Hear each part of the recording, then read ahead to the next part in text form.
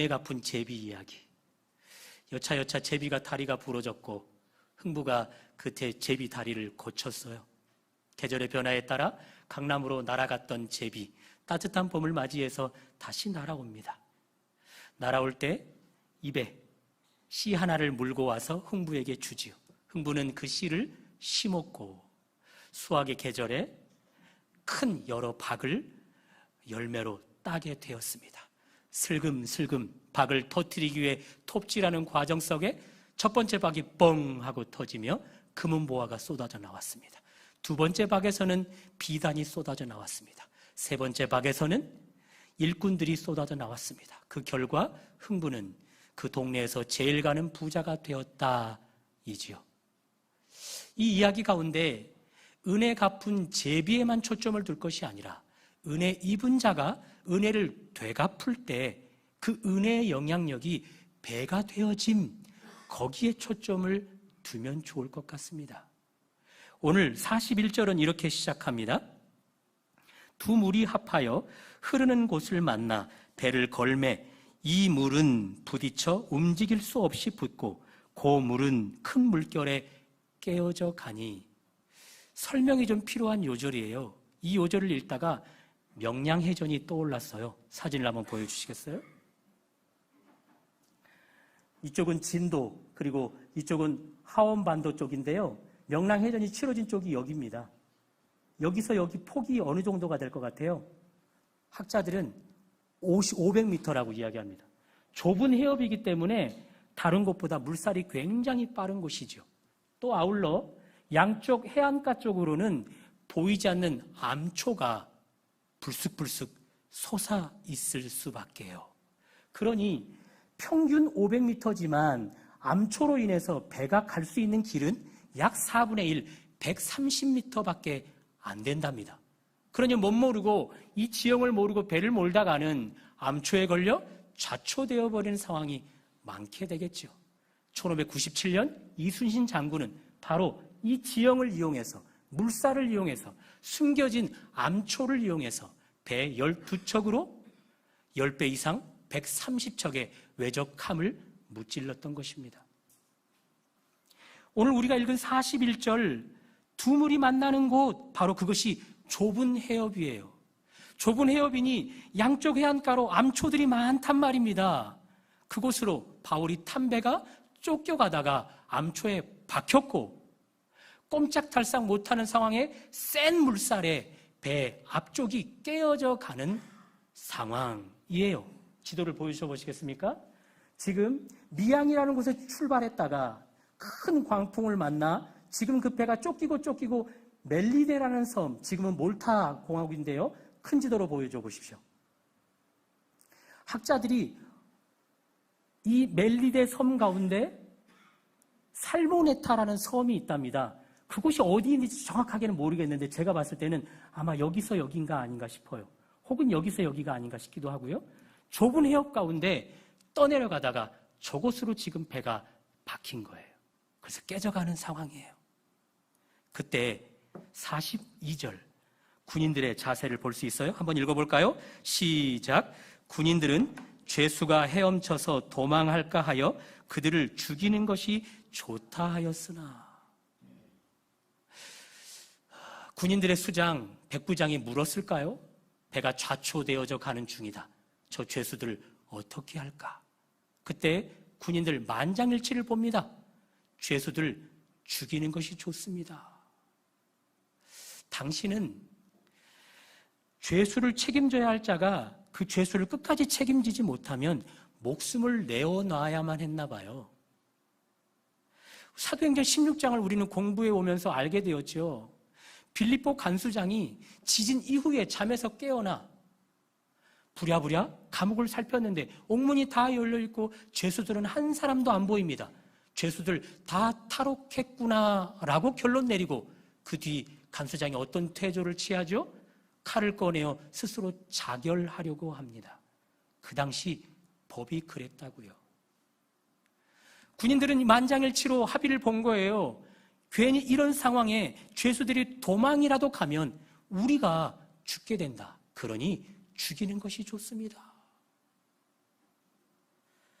그런데 이 군인들의 생각, 죄수들이 도망할까 하여, 이들은 죄수의 입장이 안 되어봤잖아요.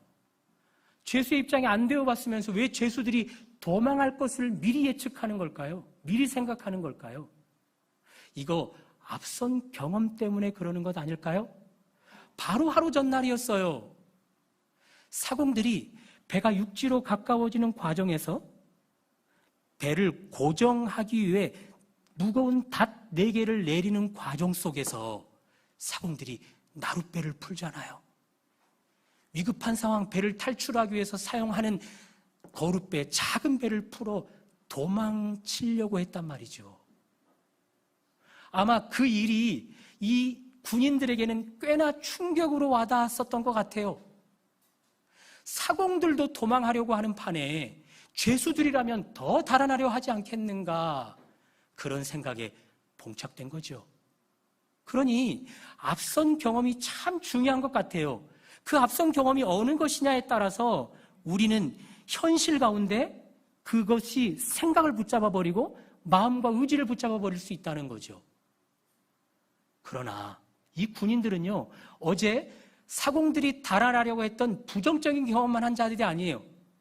동일한 그 하루 가운데 그들은 신선한 긍정적인 충격도 경험했어요. 그것은 바로 바울로 인해 굶주리고 있던 그들이 배부르게 먹게 된 일이었어요.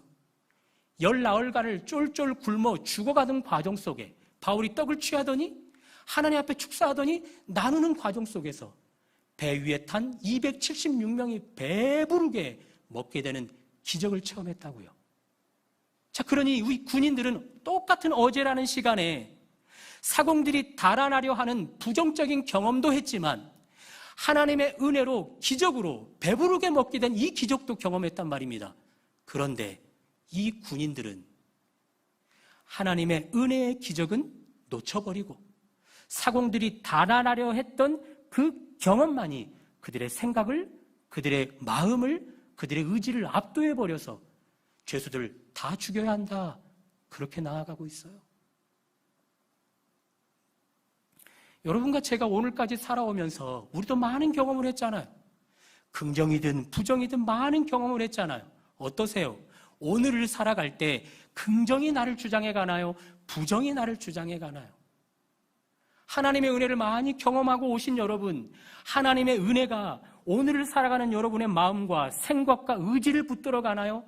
아니면 하나님의 은혜 아닌 세상적인 것들이 여러분의 마음, 의지를 붙들어 가나요? 그것을 점검해 봐야겠죠. 하나님을 믿는다고 해서 다 하나님의 은혜가 붙들어 가는가? 아닌 것 같아요. 두 인물을 비교해서 소개해 볼게요. 한 인물은 10대 청소년 다윗이에요.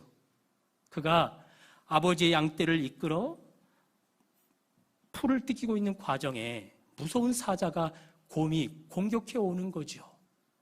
무서웠지만 하나님을 의지했고 다윗 하나님의 도우심으로 사자와 곰을 이겼어요. 엄청난 하나님의 은혜를 경험했던 10대 다윗이죠.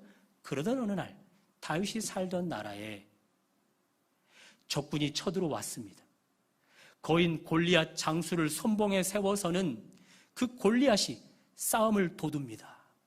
너희가 믿는 하나님이 힘이 있으면 얼마나 있겠느냐. 그리고 하나님을 믿는 너희들 힘이 있으면 얼마나 있겠느냐. 온갖 조롱의 말로 손가락질하고 비방하며 싸움을 도둡니다. 안타깝게도 그 싸움을 도두는 거인 골리앗 앞에 다윗이 속한 나라의 왕, 그리고 이 전장에 출전하기 위해서 나왔던 모든 병사들 다 꽁무니를 빼고 있습니다. 골리앗의 기세에 다 눌려서 숨어있는 상황인 거예요. 그때 10대 청소년 다윗이 그 거인 골리앗 앞에 맞서 나아갑니다. 그 다윗에게는 이런 용기가 있었던 거지요. 하나님이 나를 사자에게서도 곰에게서도 이기게 하셨다면 저 골리앗의 칼 앞에서도 얼마든지 이기게 할 수 있지 않겠는가. 그래서 싸웠어요. 그래서 결과는 놀라운 승리. 다윗의 승리로 끝나지 않습니다. 골리앗이 쓰러지자 꽁무니를 뺐던 모든 군사들이 일어나서 적군을 쳐서 큰 승리를 거두게 돼요. 무엇을 말하지요? 다윗은 앞선 경험 가운데 하나님의 은혜, 그 힘이 그의 감정을, 그의 생각을, 그의 의지를 주장해 가서 더 큰 승리를 경험하게 해주는 거예요. 그가 속한 공동체 가운데 큰 승리를 경험하게 해주는 거예요. 반대 사람들도 한번 살펴볼까요? 하나님의 아들 예수님과 제자들이 바다를 건너 항해를 해야 하는 때에 배가 출발했고 예수님이 의미심장한 말씀을 하십니다. 바리새인들과 사두개인들의 누룩을 조심하라. 여기 누룩은 떡, 빵을 발효시킬 때 사용하는 효소예요. 그런데 이것은 영적인 의미도 가졌어요. 인간의 말, 인간의 전통을 하나님보다, 하나님 말씀보다 앞세우는 행위, 그것이 누룩이에요. 그러니 하나님의 아들 예수님은 그들의 나보다 더, 나의 말보다 더 앞세운 그들의 행위와 전통을 조심하라는 거였어요. 그러나 제자들은 그 누룩을 그저 효소로만 받아들이고 우리가 떡을 챙겨오지 않았더니 꾸중을 듣고 있구나. 베드로, 너한테 내가 떡 챙기라고 했잖아. 아니야, 난 요한한테 챙기라고 했는데. 아니, 나는 가룟 유다한테 챙기라고 했는데. 그러면서 떡 챙겨오지 않은 것만을 서로 논하고 왜 챙겨오지 않았느냐고 서로 원망하고 비방하던 그때 우리 주님이 이렇게 말씀하십니다. 내가 얼마 전 떡 5개로 5,000명 이상을 먹였던 일, 떡 7개로 4,000명 이상을 먹였던 일, 왜 그 일을 마음에 두지 못하느냐? 주님의 꾸중의 핵심이 뭐지요? 앞선 경험, 하나님의 큰 은혜가 있었음에도 불구하고 그 은혜가 그들의 마음과 생각을 주장하지 못한다는 거예요. 오늘 군인들이 그러고 있어요. 똑같은 하루라는 시간 속에서 사공들이 달아나려고 했던 경험도 있지만 하나님의 은혜로 죽을 수밖에 없는 상황 속에서 배부르게 먹게 된 경험도 했단 말이에요. 그러나 하나님의 은혜는 놓쳐버리고 부정적인 경험만을 붙들려 살아가는 이들, 죄수들 다 죽이자 이렇게 되는 거예요. 여러분과 저는 어떨까요? 올 한 해 벌써 10달이 흘러가고 있는데 우리는 하나님의 은혜가 우리의 생각과 마음을 주장해 가는지요? 그래서 10대 다윗처럼 계속 더 큰 싸움 가운데 승리하여서 나의 가족과 내가 속한 공동체에 더 큰 은혜를 안겨다 주는지요? 아니면 예수님의 제자들처럼 앞에 은혜는 다 놓쳐버리고 부정적인 생각에 내 마음과 의지가 붙들려서 주님 앞에 늘 꾸중 누르며 오늘 이 군인들처럼 말로 행동으로 누군가를 죽이려 하고 있는지요? 그것을 점검해 보았으면 좋겠습니다.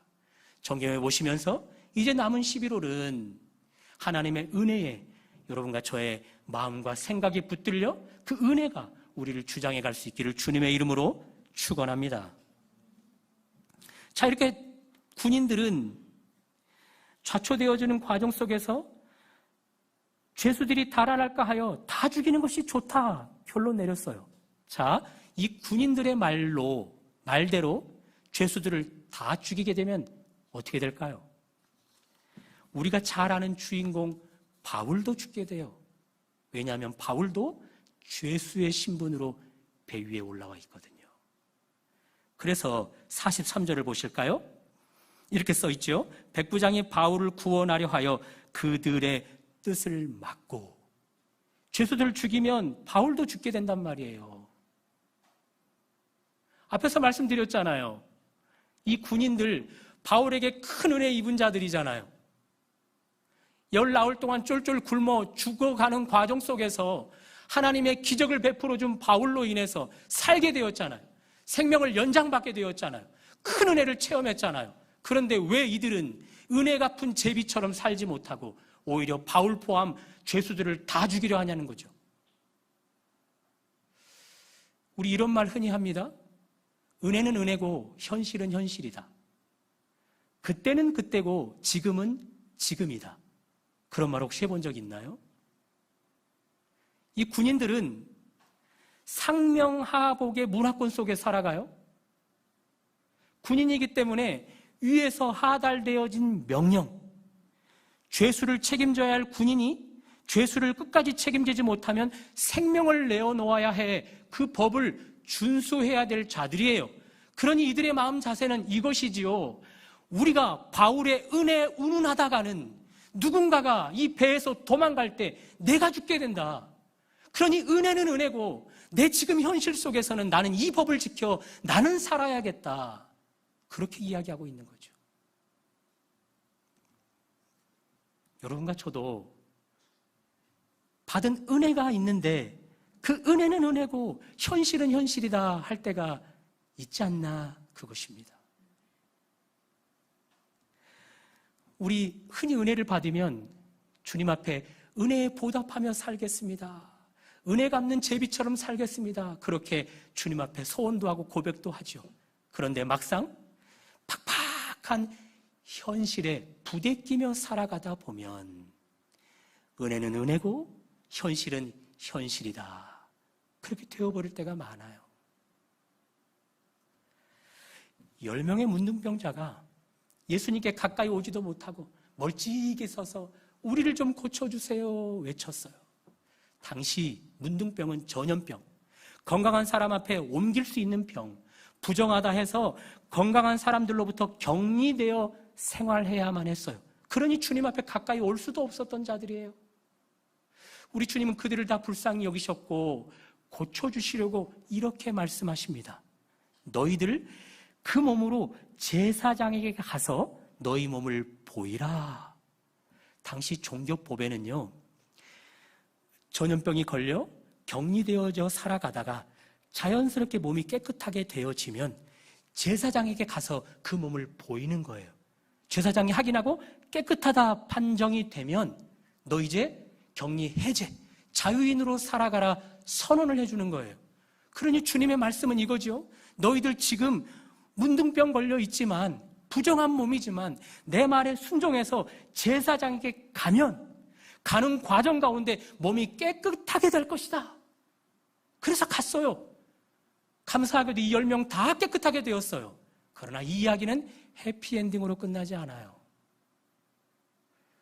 다 깨끗하게 되었는데 그 중에 딱 한 명만 주님께 돌아와서 영광을 돌려요. 그 딱 한 명만, 주님 제가 은혜 입은 자입니다. 이제는 은혜를 되갚는 자의 삶으로 살아가겠습니다. 딱 한 명만 그래요. 우리 주님 그 딱 한 명을 향해 안타까워 호소하십니다. 나머지 9은 어디 있느냐? 여러분, 그 9명 어디 갔을까요? 은혜 입은 9명 어디 갔을까요? 은혜는 은혜고 현실은 현실이다 해서 현실의 우선순위를 두고 살아가는 것 아니겠어요? 은혜는 입었을 때 주님 은혜 갚은 제비로 살아갈게요 했는데 팍팍한 그 현실 앞에 먹고 살아야 될 일들이 너무 커 보이면, 자녀들의 문제가 너무 커 보이면, 직장의 문제, 사업장의 문제, 건강상의 문제, 시간의 여유가 없는 그런 문제들로 인해서 너무나 팍팍하게 살아가다 보면 내가 지금 운운하다가는 내가 죽게 생겼는데 언제 내가 은혜 갚은 제비처럼 살아가겠는가 하면서 살아가고 있는 그 9명의 치료받은 문둥병자들이 교회 가운데, 교인들 가운데 많단 말입니다. 군인들이 그랬어요. 지금은 은혜를 운운할 때가 아니라고, 지금은 한 명이라도 도망가지 못하도록 다 죽이는 것이 훨씬 더 좋은 일이라고, 그래야 내가 사니까. 여러분과 저는 어떨까요? 은혜는 은혜인가요? 또 현실은 현실인가요? 은혜 따로 현실 따로 살아가야 되나요? 새롭게 펼쳐진 11월 가운데 여러분과 저는 은혜 입은 자답게 은혜를 되갚을 수 있기를 바랍니다. 팍팍한 현실, 내 힘으로 해서 살아내지는 것이 아니에요. 거기에 하나님의 은혜가 임해야 돼요.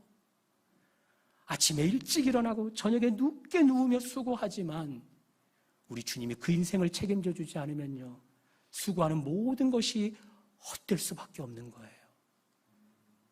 그 말씀을 붙들고 은혜 입은 자답게 한 명의 깨끗하게 된 문둥병자처럼 주님 앞에 돌아와 은혜 갚은 제비처럼 살아갈 수 있기를 주님의 이름으로 축원합니다.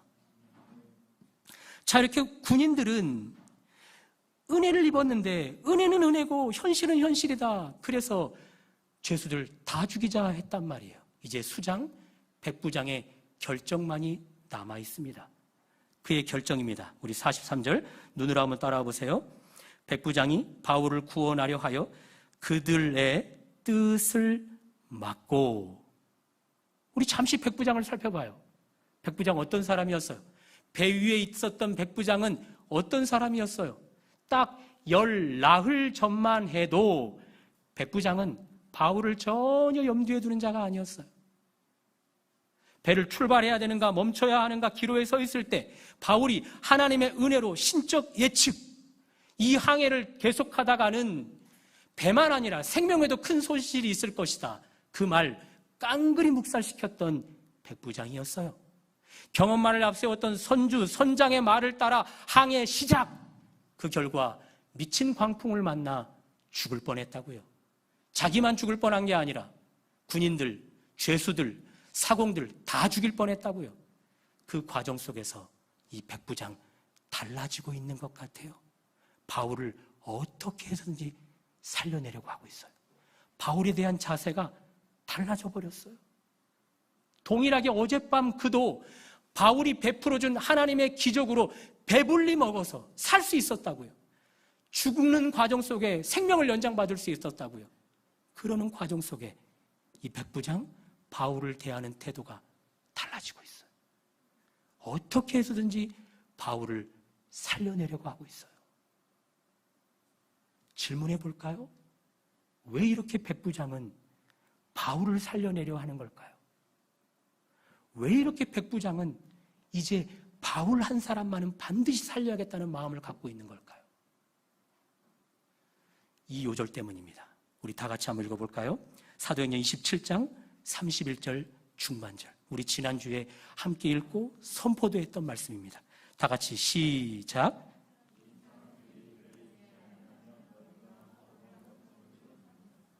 한 번 더 해보시겠습니다. 시작.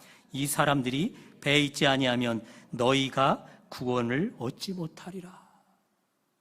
어떤 배경 속에 이 말이 나왔는지 아시죠?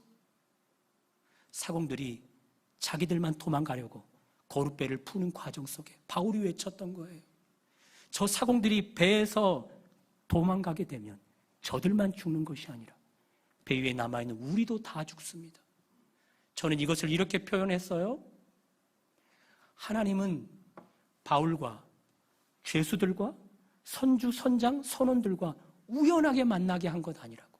우연을 가장한 운명 공동체가 되게 한 것이라고. 그래서 내가 살면 저들도 살고 저들이 살면 나도 사는, 저들이 죽으면 내가 죽고 내가 죽으면 저들도 죽는 그런 운명 공동체 되게 했다고. 백부장은 과거 바울의 말을 묵살했던 사람이었는데 이제는 바울의 말을 인간 바울의 말이 아닌 하나님의 음성으로 믿게 되기 시작하는 거죠. 좋아. 바울을 살리면 우리도 살 수 있는 거예요. 바울 포함 죄수들을 군인의 뜻에 따라 죽이면 우리도 다 죽는 거야. 나 이제 이 말씀 지킬 거야. 그렇게 하고 있는 거죠.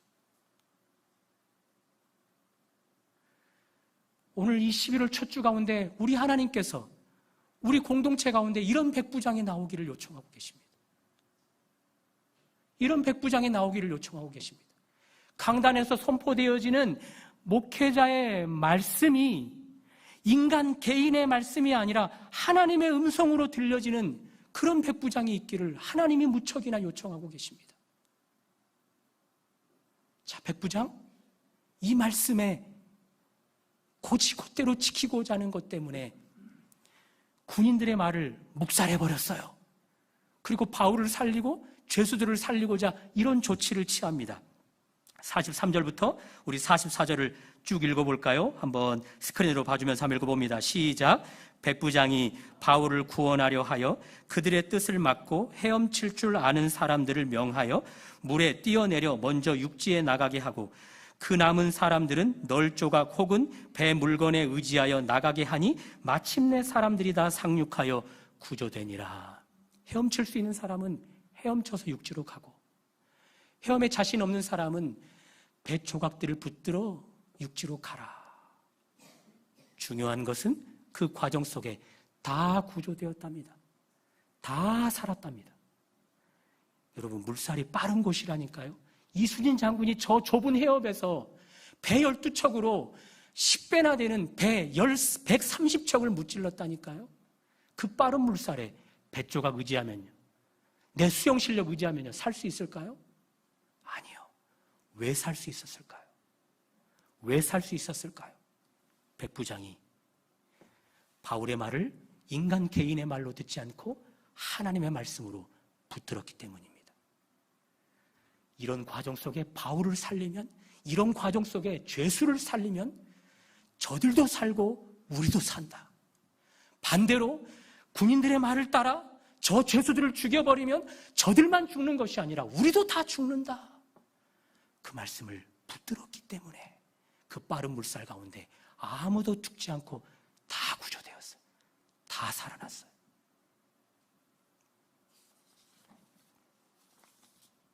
지난주 여러분에게 간절하게 호소했습니다.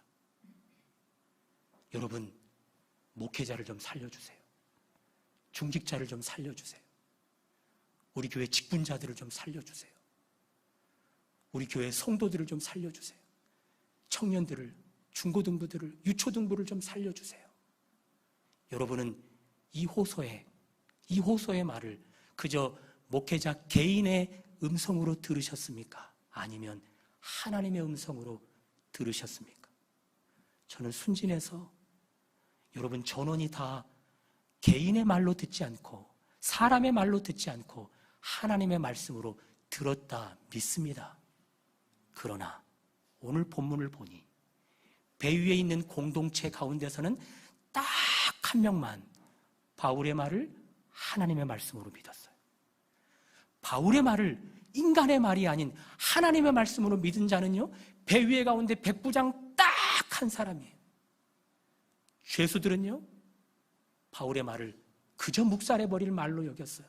그러니 군인들은 그랬다고요. 그러니 죄수들 다 죽이자는 거예요. 죄수들은요, 군인들이 눈치를 챌 만큼 그 기회에 도망갈 궁리만 하고 있었다고요. 나랑 저들이 무슨 상관이야? 무슨 운명 공동체야? 그저 나만 살면 돼 하면서 달아날 궁리만 하고 있었다고요. 그 배 위의 공동체 가운데 바울의 말을 하나님의 말씀으로 받아들인 사람은 딱 한 사람, 백부장뿐이었다고요. 그래서 이제 저도 생각을 달리합니다. 여러분, 전원이 저의 말을 하나님의 말로 받아들였을 거라 안 믿어요. 단 하나님이 우리 공동체 가운데 둔 백부장은, 우리 공동체에 심어놓은 백부장은 저의 말을 인간의 말로 듣지 않고 하나님의 말씀으로 붙들었을 거라는 거죠. 그것을 믿습니다. 그러나 한 사람의 영향력은 대단합니다. 백부장 딱 한 사람만 바울의 말을 하나님의 말씀으로 받았습니다. 그래서 바울도 살리고 죄수들도 살리고자 해서 그들을 헤엄쳐 가게 했고 널조각을 붙들고 가게 했더니 다 살아났어요. 보세요. 사공들 하루 전만 해도 도망가서 신분 세탁해서 자유인으로 살려 했었잖아요. 죄수들, 군인들이 눈치를 채기까지 도망갈 궁리만 하고 있었잖아요. 자, 헤엄쳐 가는 과정이에요. 왜 난 이쪽으로 쓸려가지 하면서 얼마든지 더 달아날 수 있잖아요. 왜 놀조각이 이쪽으로 흘러가지 그러면서 얼마든지 더 달아날 수 있는 기회가 왔잖아요. 그런데 단 한 명도 안 달아났습니다. 모두가 다 구조되어 모두가 한 공동체로 바다던 육지에 도착했습니다.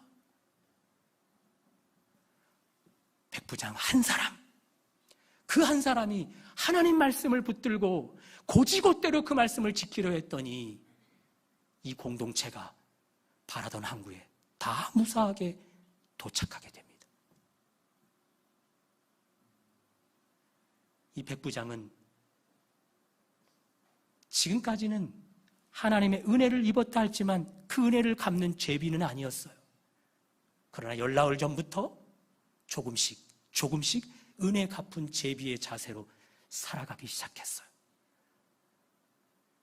은혜 갚는 제비 되기 위해서 이 사도행전 27장 31절 말씀을 붙들었더니, 그 말씀을 고지곧대로 지켰더니 그 한 사람으로 인해 275명이 다 살게 돼요. 다 살게 돼요. 뿔뿔이 흩어졌었던 자들이 한마음 한뜻이 되어져서 그 공동체 가운데 운명 공동체로 자리 잡게 돼요. 우리 공동체 가운데 지금까지는 하나님의 은혜를 입었지만 은혜를 갚는 제비처럼 살지 못했다 할지라도 이 11월 한 달간 우리 공동체 가운데 딱 한 사람 백부장이 은혜 갚는 자로 살아간다면 그 한 사람 때문에 우리 교인이 50명이라면 49명이 흩어져 있었던 마음들이 하나 되어질 것입니다. 생각으로 마음으로 달아나고 외면하려 했던 마음들이 하나 되어질 것입니다. 은혜를 갚을 때는 그 영향력이 배가 되기 때문에 그렇습니다. 은혜 갚은 제비, 그가 은혜를 갚았더니 흥부에게는 그 은혜의 영향력이 배가 되었다고요.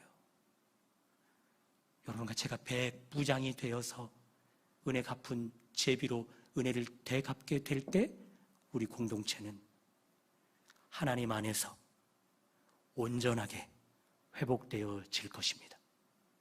그런 은혜가 하나님이 백부장이라 칭하여 주시는 여러분에게 있으시기를 주님의 이름으로 축원합니다.